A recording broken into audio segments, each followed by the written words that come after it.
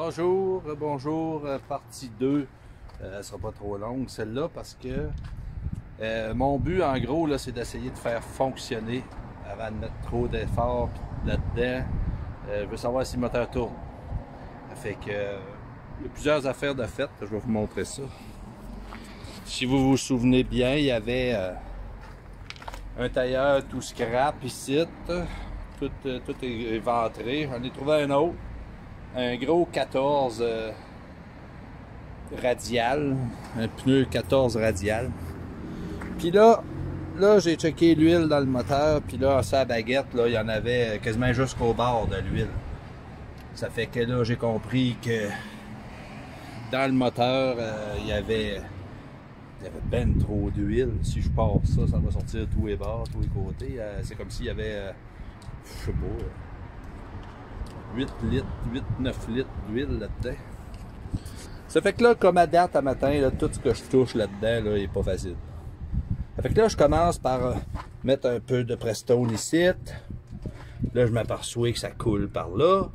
Puis là, il y a une botte de cassée dans le trou. Drill la botte, fait un gasket, remet une botte, remet par en dessous une autre botte.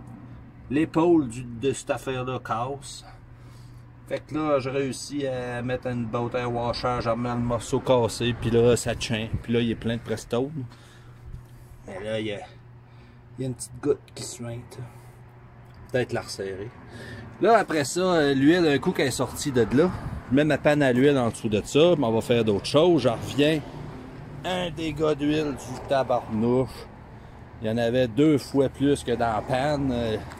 La panne à l'huile que j'avais, là, elle contenait jamais toute l'huile qu'il y avait dans ce moteur-là. Fait que là, un énorme dégât à terre. Fait que là, je ramasse ça, des couvertes, des guenilles, éponge ça. Après ça, j'arrive pour enlever mon filtre à l'huile. Pas enlevable. Il a tordu, il a croché, il a fait tout éteint, sauf dévisser. Fait que là, il me reste qu'une option, enlever la pompe à gaz. Pour être capable d'aller dévisser l'épaule du filtre à l'huile, parce que je peux pas changer l'huile sans changer le filtre à l'huile. Fait que là, je me ramasse à enlever la pompe à gaz, gasket de pompe à gaz. Après ça, genre... Fait que là, finalement, en même temps, je me fais acheter pas cher là, au magasin de pièces, une petite tank de marche-t-il encore? Une petite tank de souffleuse pour mettre du gaz, pour essayer de pas tout de suite passer par ma tank à gaz.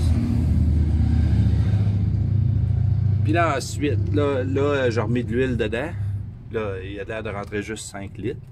Puis là, je rouvre mon filtre à l'air. On dirait qu'il y a quelqu'un qui a fait des réserves dedans. Fait que là, on va siphonner ça. On va peut-être bien l'essayer de le starter aujourd'hui, mettre une batterie, mettre du gaz là-dedans, un peu de gaz là-dedans, siphonner ça. Peut-être. Fait que c'est ça pour aujourd'hui. Là, il est proche, prêt d'être démarrage. Ok, merci.